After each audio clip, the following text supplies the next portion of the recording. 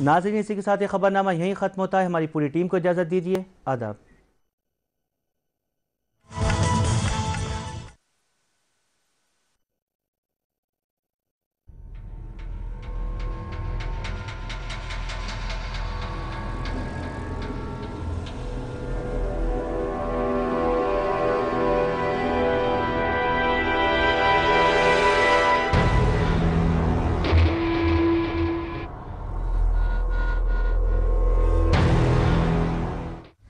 नमस्कार। दूरदर्शन मध्य प्रदेश के आमने सामने कार्यक्रम के इस अंक में एक बार फिर आपका स्वागत है। भोपाल 2 और 3 दिसंबर की रात विश्व की सबसे भीषणतम गैस त्रासदी झेल चुका है, आज से 3 दशक पहले। और तब से लेकर आज तक हर साल दिसंबर का महीना, भोपाल का पहला सप्ताह एक नई पीड़ा, एक नई वेदना की याद लेकर आता है। इसी सिलसिले को आगे बढ़ाते हुए, इसी 3 दशक पुरानी घटना के संदर्भों को याद करते हुए, भोपाल के गैस पीड़ितों के प्रति हमदर्दी के साथ उनको उपलब्ध कराई जाने वाली चिकित्सा सुविधाओं की बात करने के लिए आज हम यहाँ Bhopal memorial hospital and research centre के डायरेक्टर डॉक्टर मनोज पांडे से मुखातिब हैं और बातचीत करके जानेंगे उनसे कि भोपाल गैस पीड़ितों को बेहतर चिकित्सा सुविधाएं उपलब्ध कराने में BMHRC की क्या भूमिका रही है और अब तक ये कितनी सार्थक रही है। चर्चा की शुरुआत सबसे पहले इसी बात से करना चाहेंगे कि भोपाल में Bhopal memorial hospital and research centre की स्थापना कब और किन उद्देश्यों को लेकर हुई थी? भोपाल मेमोरियल हॉस्पिटल की स्थापना 1998 में हुई जी, और सन 2000 से इसने पूरी तरह से काम करना शुरू किया। सन 2010 तक ये अस्पताल भोपाल मेमोरियल हॉस्पिटल ट्रस्ट के अधीन था जी, और 2010 में सुप्रीम कोर्ट के डायरेक्टिव के बाद इसको सेंट्रल गवर्नमेंट ने टेक ओवर किया जी। पहले ये दिया गया डिपार्टमेंट ऑफ एटॉमिक एनर्जी को, जिन्होंने करीब 2 साल इस अस्पताल को चलाया जी, और उसके बाद इसका कार्यभार जो है ICMR ministry of health and family welfare को दे दिया गया, जिनके अधीन आज ये अस्पताल चल रहा है। जी सर, जैसा कि आपने बताया कि इस बहुत ही आधुनिक चिकित्सा केंद्र के रूप में इस BMHRC की स्थापना 1998 में हुई भोपाल में, और गैस पीड़ितों के इलाज में इस संस्थान में बहुत ही अहम भूमिका निभाई है। तो आप मानते हैं कि तब से लेकर अब तक की यात्रा में इस संस्थान ने अपने उद्देश्यों को किस हद तक प्राप्त किया है? देखिए, अगर आप भोपाल मेमोरियल अस्पताल में उपलब्ध सुविधाओं को, ये tertiary care hospital super speciality care provide करता है जी। अगर आप देखें तो भोपाल में सुपर स्पेशलिटी केयर प्रोवाइड करने वाला ये इकलौता हॉस्पिटल है जी। ये गैस पीड़ितों के साथ साथ आम आदमी को भी सुपर स्पेशलिटी केयर प्रोवाइड करता है। करीब 2 लाख गैस पीड़ित हर साल यहाँ इलाज कराने आते हैं जी, इस मेन अस्पताल में। इसके अलावा करीब 6 लाख गैस पीड़ित हर साल 6 लाख विजिट मिनी यूनिट्स, जो हमारी जो 8 हेल्थ सेंटर्स हैं जो प्राइमरी हेल्थ केयर प्रोवाइड करते हैं, वहाँ पहुँचते हैं जी। तो करीब 8000 गैस पीड़ित विजिट हम हर साल रिकॉर्ड करते हैं। सर, जैसा आपने बताया कि इतना बड़ा आधुनिक सुपर स्पेशलिटी अस्पताल भोपाल में गैस पीड़ितों की खिदमत में खोला गया, मगर क्या स्थापना से लेकर अब तक कितने गैस पीड़ितों को इलाज की सुविधा मिल चुकी होगी तब से लेकर अब तक? हमारे पास 3.86 लाख यानी कि 3,86,000 गैस पीड़ित ऑलरेडी रजिस्टर्ड हैं जी। इसके अलावा अब सुप्रीम कोर्ट के डिसीजन के बाद गैस विक्टिम डिपेंडेंट भी हमारे पास रजिस्ट्रेशन हो रहा है। अच्छा। लेकिन प्राइमरी गैस विक्टिम में 3,86,000 हमारे पास रजिस्टर्ड है। हाँ। तो ये जो आपने बताया कि 3.5 लाख से अधिक भोपाल गैस त्रासदी से पीड़ित लोगों के इलाज की जिम्मेदारी इस महत्वपूर्ण चिकित्सा केंद्र पर है, तो इसमें भोपाल गैस त्रासदी को हुए करीब 3 दशक बीत चुका है। बहुत सारे इस अरसे में गैस पीड़ित भोपाल से बाहर भी जा चुके हैं। तो क्या ये इस अस्पताल में सुविधाएं सिर्फ उन्हीं लोगों को मिल पाती है जो सिर्फ भोपाल में रह रहे हैं, या कहीं भी वो बस रहे हों किसी भी हिस्से में, यदि वे चाहें तो उनको यहाँ की सुविधाओं के पात्र हैं वो लेने के? भोपाल मेमोरियल हॉस्पिटल की सुविधाएं सारे गैस विक्टिम को हैं, वो कहीं भी रह रहे हो जी। तो अगर वो कहीं बाहर रह रहे हैं, आके अगर इलाज कराते हैं तो उनको भी वो सारी सुविधाएं उपलब्ध कराई जाती है।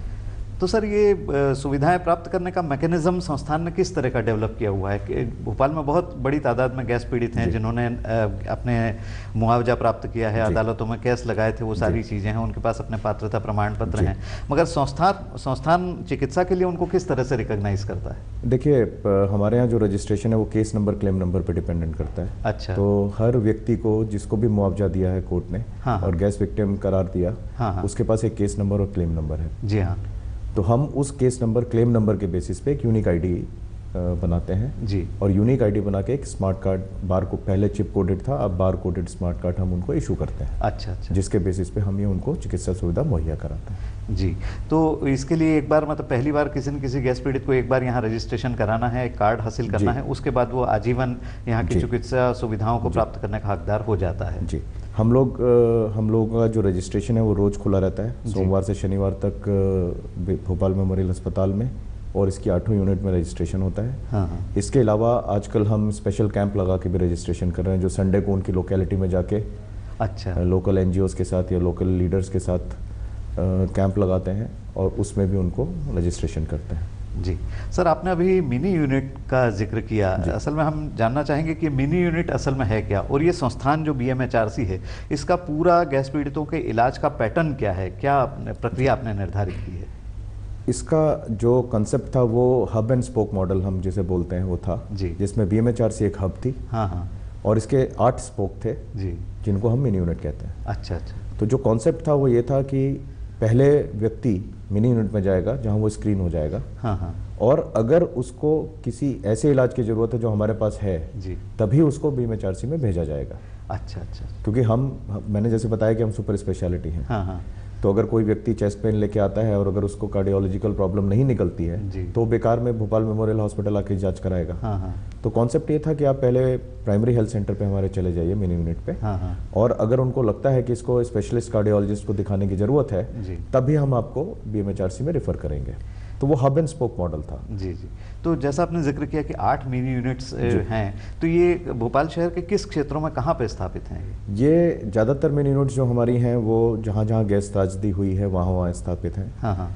कैंची चोला में है, स्टेशन बजरिया में है, शाहजहानाबाद में है। तो जहाँ जहाँ गैस त्रासदी की जो लोकेशन थी ओल्ड भोपाल की, वो लगभग हम सारी लोकेशंस को हम कैटर करते हैं। टीला जमालपुरा भी है। जी। तो हम लोग करीब करीब लगभग सारी वो गैस लोकेशंस कवर करते हैं। तो ये जो आपने मिनी यूनिट्स का जिक्र किया BMHRC की, यहाँ पे किस स्तर की चिकित्सा सुविधाएं, वहाँ किस स्तर के डॉक्टर वगैरह उपलब्ध रहते हैं प्रारंभिक जाँच के लिए? अभी उपलब्ध हैं उसमें हमारे पास एक ऑप्थेल्मोलॉजिस्ट होता है जी, और उसके अलावा 3 मेडिकल ऑफिसर होते हैं जिसमें एक स्पेशलिस्ट मेडिसिन ऑफिसर होता है जी। तो लगभग 4 आदमी हमारे पास में उपलब्ध रहते हैं। आज की तारीख में हम अभी सिर्फ प्राइमरी हेल्थ केयर फैसिलिटी वहाँ पे उपलब्ध करा रहे हैं। उसके अलावा रेफरल और एम्बुलेंस की फैसिलिटी वहाँ पे हम देते हैं। जिनको अगर ट्रांसफ़र करना होता है तो अपनी एम्बुलेंस से वहाँ से ट्रांसफ़र करते हैं पेशेंट को। तो इसका लाभ किस तरह से लोग उठा सकते हैं, यानी कि कोई कॉल नंबर या कॉल सेंटर है जहाँ फ़ोन करने पे उनको ये एम्बुलेंस की आकस्मिक स्थिति में नहीं, ये BMHRC के टेलीफोन नंबर पे अगर वो फ़ोन करते हैं तो BMHRC से हम एम्बुलेंस डिस्पैच करते हैं। अच्छा जी। मतलब आकस्मिक चिकित्सा के लिए भी ये संस्थान उस तरह से पूरी तरह से मदद के लिए आगे आता है। आपने अभी मिनी यूनिट्स का जिक्र किया, एक चीज़ और जानने की दिलचस्पी है क्योंकि लोग कहते हैं कि भोपाल गैस त्रासदी से पीड़ित लोगों में अलग अलग क्षेत्र के निवासी थे। कुछ ऐसे थे जो बहुत अधिक मात्रा में प्रभावित हुए, जो कि स्टेशन और इसके आसपास का इलाका था यूनियन कार्बाइड का। कुछ अधिकृत गैस पीड़ित उन क्षेत्रों के हैं जहां गैस का प्रभाव उतना अधिक नहीं था और उन्हें कोई स्वास्थ्य पे बहुत अधिक घातक असर नहीं आए थे। मगर चूंकि गैस पीड़ित तो गैस पीड़ित है, चाहे उस पर अधिक असर हुआ हो या कम हुआ हो। तो क्या संस्थान भी इस तरह से लोगों को डिफ्रेंशिएट करता है, या आपके लिए गैस पीड़ित जो रजिस्टर्ड हैं वो गैस पीड़ित हैं, चाहे वो ज़्यादा प्रभावित रहे हों या कम रहे हों? नहीं, हमारे लिए जहाँ तक इलाज मुहैया कराने का सवाल है तो इलाज सभी को मुहैया कराया जाता है जी। और हम ये डिफ्रेंशिएट नहीं करते कि वो किस लोकेलिटी से या किस इकोनॉमिक वर्ग से आता है। हमारे लिए गैस पीड़ित है जी। क्योंकि यही बात आ रही थी कि जब गरीब वर्ग के लिए जो ज़रूरतमंद लोग हैं उनके लिए तो ये सुविधा काफ़ी उपयोगी मानी जा सकती है, मगर समाज का जो संपन्न वर्ग है उसको भोपाल गैस BMHRC की तरफ से निःशुल्क सुविधाएं प्रदान करने की क्या सार्थकता है, जबकि वो सक्षम लोग हैं सक्षम में। तो इस बारे में आपका क्या सोच है कि इस तरह से डिफ्रेंशिएट किया जाना चाहिए या नहीं? देखिए हमारी ऑनरेबल सुप्रीम कोर्ट ने ऑलरेडी इस पर ऑर्डर दे दिया है जी, और उसकी आदेश के अनुसार हमारे लिए गैस पीड़ित है। हाँ। तो हम लोग कभी ये जानने की कोशिश नहीं करते कि वो किस वर्ग से आता है, किस क्षेत्र से आता है, कहाँ से आता है। जी। हमारी फोकस इस पे रहती है कि उसको क्या परेशानी है हाँ। और उसको हम कैसे बेस्ट ठीक कर सकते हैं। जी। सर, पिछले करीब 1.5-2 दशक से संस्थान BMHRC कार्यरत है और लंबे समय से गैस पीड़ित यहाँ इलाज के लिए आते रहे हैं, यहाँ भी और मिनी यूनिट्स में भी। तो क्या आपके पास संस्थान की तरफ से ऐसा कोई मैकेनिज्म है कि जो पेशेंट्स यहाँ इलाज प्राप्त कर रहे हैं, लंबे समय से सुविधाओं का लाभ उठा रहे हैं, उनसे कोई फीडबैक आप लेते हैं संस्थान की सेवाओं के बारे में? अभी तक तो नहीं किया गया है। हाँ। लेकिन एडवाइजरी कमेटी की 10वीं बैठक जो अप्रैल माह में हुई थी, हाँ हाँ। उसमें एडवाइजरी कमेटी ने निर्णय लिया है जी। कि पेशेंट सेटिस्फेक्शन सर्वे कराया जाए। हाँ हाँ। तो पेशेंट सेटिस्फेक्शन सर्वे की रिसर्च डिज़ाइन ऑलरेडी बन गई है जी। और 26 दिसंबर को होने वाली हमारी साइंटिफिक एडवाइजरी कमेटी की मीटिंग में वो एजेंडा में है। अच्छा। तो अगर साइंटिफिक एडवाइजरी कमेटी से अप्रूव होता है हाँ। तो 2015 से BMHRC में जिन पेशेंट्स का इलाज हो रहा है, हाँ। उनका पेशेंट सेटिस्फेक्शन सर्वे हम लोग शुरू कर देंगे। चलिए, तो बहुत अच्छा स्वागत योग्य कदम है, क्योंकि किसी भी संस्थान की उत्कृष्टता को बनाए रखने के लिए आप भी सहमत होंगे कि उसके जो हितग्राही हैं उनसे संस्थान को फीडबैक मिलना बहुत ज़रूरी है, ताकि कुछ छोटी मोटी शॉर्टकमिंग्स हों या उसको और कैसे बेहतर बनाया जा सकता है, इसके बारे में कई बहुमूल्य सुझाव लोगों से और हितग्राहियों से प्राप्त हो सकते हैं। बिल्कुल, मैं आपसे सहमत हूँ। गैप एरियाज सिर्फ यूज़र सर्वे से ही पता चलता है, जी। जिसको हम कहते हैं गैप एरिया आइडेंटिफिकेशन। हाँ हाँ हाँ। तो कहाँ हमारी सर्विसेज में गैप है और कहाँ हमें इम्प्रूवमेंट करने की ज़रूरत है, वो हमें तब तक पता नहीं चलेगा जब तक हमें खुद उनसे एक फीडबैक नहीं मिलेगा। हाँ सर, संस्थान के सिलसिले में एक चीज़ और जानना चाहेंगे, चूँकि एक सुपर स्पेशलिटी अस्पताल के रूप में BMHRC की ख्याति काफ़ी बढ़ी है। Indian council of medical research ICMR, जिसके तहत ये पूरी व्यवस्था चल रही है, ये इस संस्थान को किस तरह से इसकी मॉनिटरिंग करती है? देखिए, मॉनिटरिंग का जहाँ तक सवाल है, ICMR एज सच कोई डायरेक्ट मॉनिटरिंग सिस्टम नहीं है। अच्छा। जिसको हम मॉनिटरिंग सिस्टम कहें। हाँ हाँ। BMHRC, ICMR अपने आप में एक ऑटोनॉमस इंस्टीट्यूट है, तो BMHRC भी एक ऑटोनॉमस इंस्टीट्यूट है। हाँ हाँ। और उन्हीं रूल्स एंड रेगुलेशन को फॉलो करती है जिन्हें ICMR फॉलो करती है। हाँ हाँ। तो हमारी जो डायरेक्ट मॉनिटरिंग बेसिकली जिसे हम कहें वो ये है कि हमारी एनुअल रिव्यूज़ होते हैं जी। हमारी एक एडवाइजरी कमेटी है जो एनुअली बैठती है। पूरे साल जो कुछ भी गतिविधियां हुई होती हैं उस पर विचार किया जाता है और आने वाली जो अगले साल की गतिविधियां हैं उनको एडवांस में प्लान किया जाता है जी। तो ICMR आने के बाद 2013 में हम लोगों ने 2020 तक का प्लान अच्छा अच्छा ऑलरेडी गवर्नमेंट को सबमिट किया हुआ है।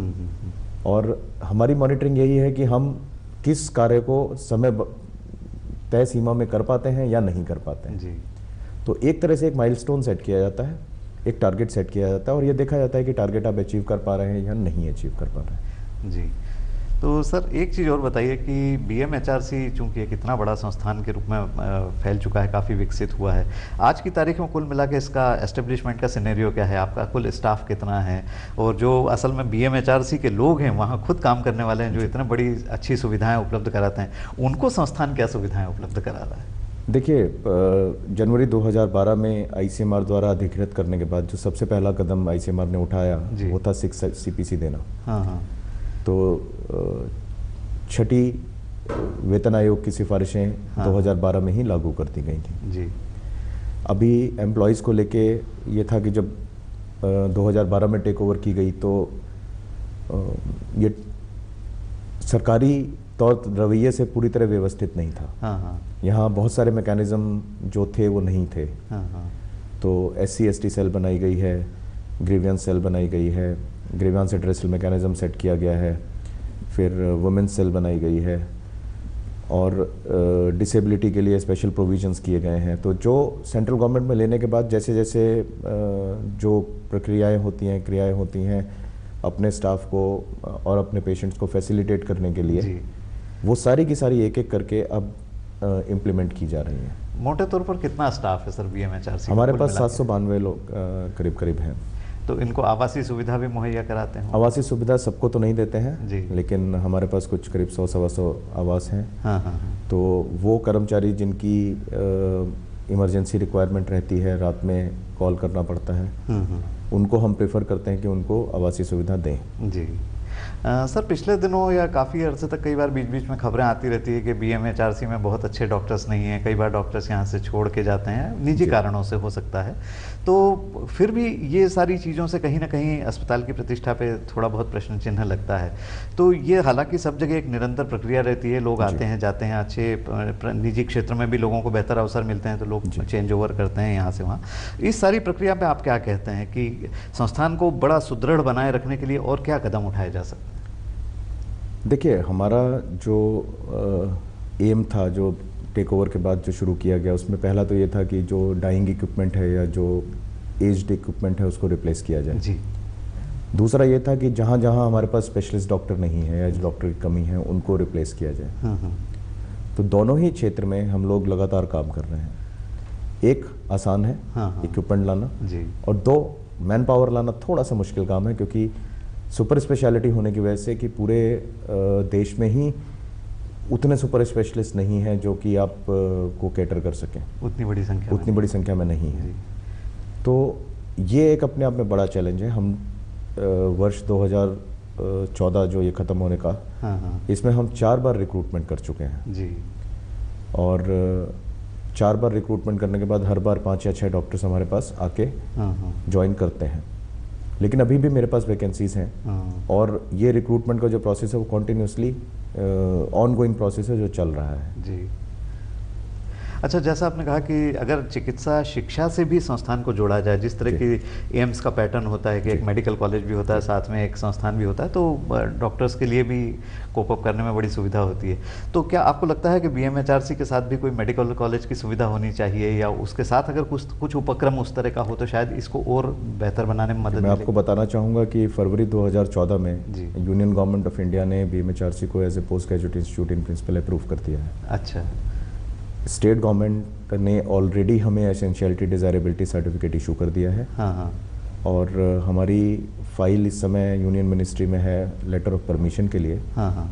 और अगर हमें लेटर ऑफ परमिशन मिल जाता है तो हम 2015 से MD, MS, DM, MCH courses शुरू कर देंगे, जो कि शायद मध्य प्रदेश में अभी तक किसी एक संस्थान में, किसी एक परिसर में कहीं संचालित नहीं। ये एक बहुत बड़ी उपलब्धि न केवल बीएमएचआरसी के खाते में जुड़ेगी बल्कि पूरे मध्य प्रदेश को भी इससे लाभ मिल सकेगा।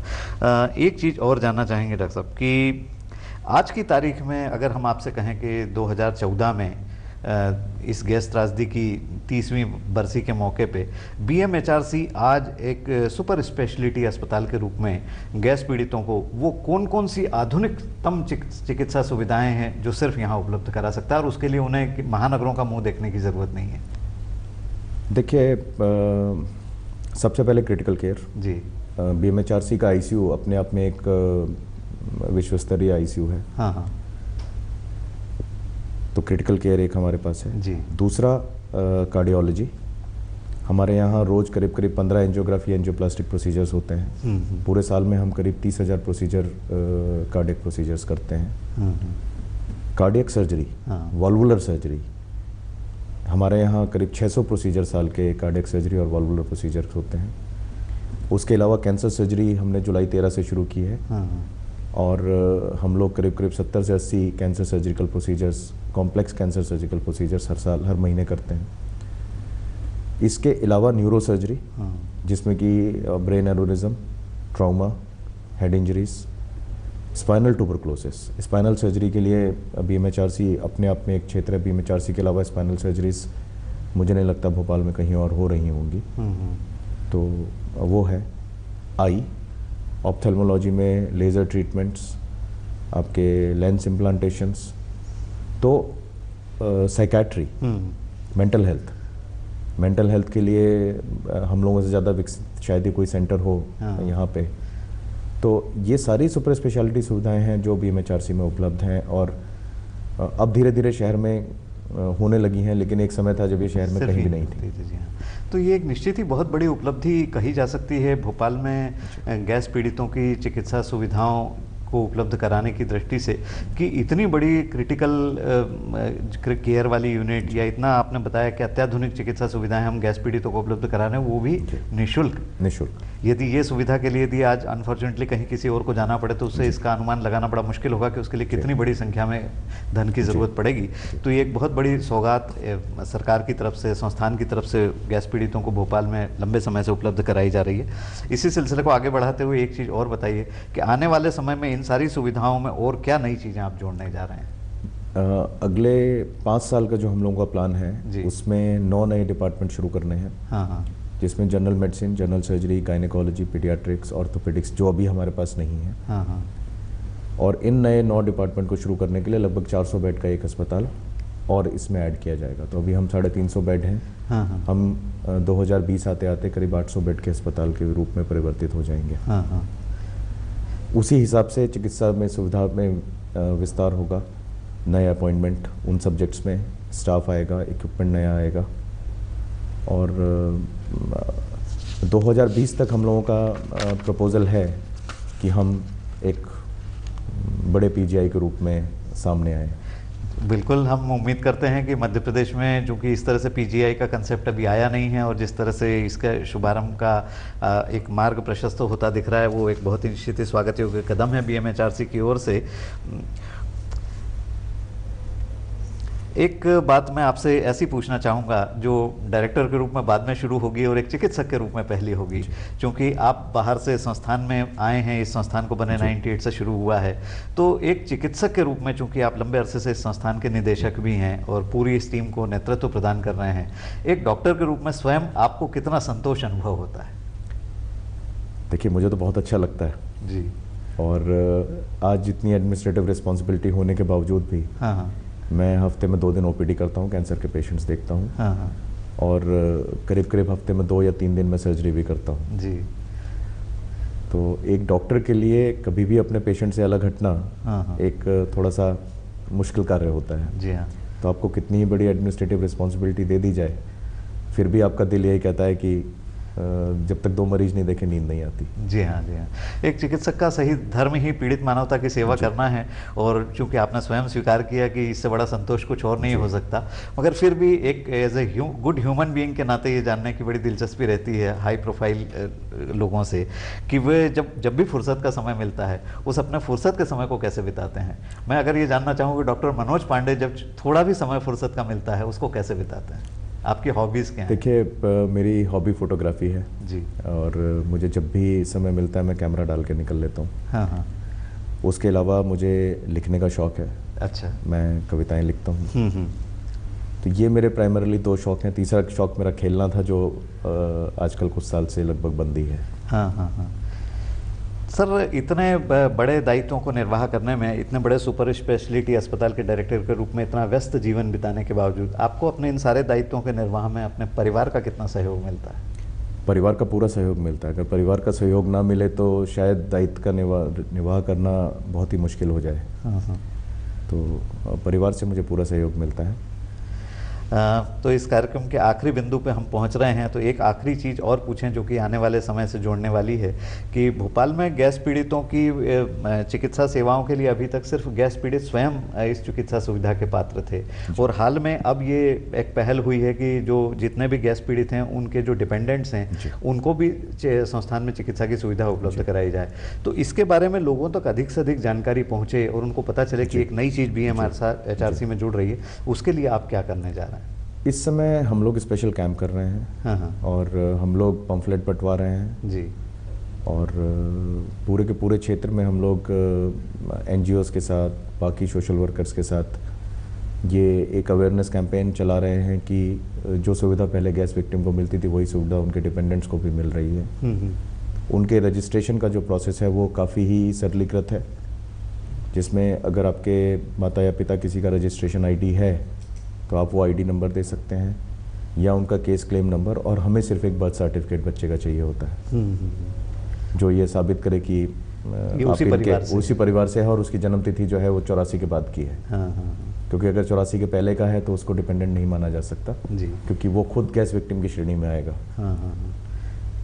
सर एक चीज़ और जो मेरे मन में इस संस्थान के परिसर में आने के बाद से एक विचार घूमड़ रहा था, वो ये था कि इस अस्पताल का नाम ही है, इसके नाम से जुड़ा है Bhopal memorial hospital and research centre जी।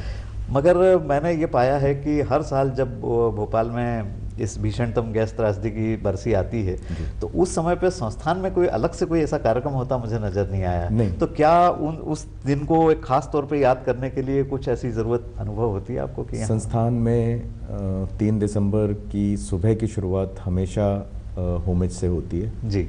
सारे कर्मचारी बाहर प्रांगण में इकट्ठे होते हैं। अच्छा। एक मूर्ति बनी हुई है, आपने देखा होगा। हाँ हाँ जो BMHRC का लोगो भी है, जी जी।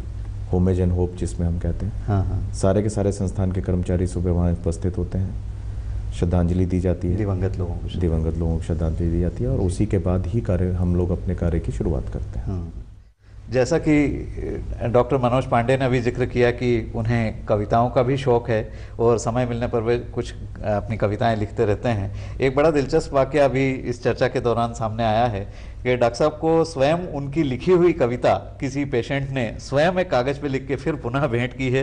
ये कविता मैं आपको आपके सामने रखना चाहता हूँ और चाहूँगा कि इस कविता को आप हमें पढ़कर सुनाएं। नूतन नववर्ष आगमन पर सुस्वागतम। शपथ दृढ़ इरादे के साथ, प्रस्ताव विचार विभेदन, विश्लेषण संकल्प, कुशल मंगल क्षेम हितकारी, प्रफुल्ल उचित अनुकूल, समाधान निपुण प्रवीण, नव वर्ष मंगलमय हो, नव वर्ष अभिनंदन। तो चलिए डॉक्टर मनोज पांडे, आज आपसे दूरदर्शन मध्य प्रदेश के आमने सामने कार्यक्रम के लिए भोपाल गैस त्रासदी की 3 दशक होने और उसकी बरसी के सिलसिले में काफ़ी संस्थान को लेकर महत्वपूर्ण अच्छी बातचीत हुई। हम उम्मीद करते हैं कि लोगों को ये बातचीत पसंद आई होगी। आमने सामने कार्यक्रम के अगले अंक में फिर एक बार किसी एक महत्वपूर्ण शख्सियत के साथ अगले सप्ताह आपसे फिर मिलेंगे। तब तक के लिए दीजिए इजाज़त। नमस्कार। नमस्कार।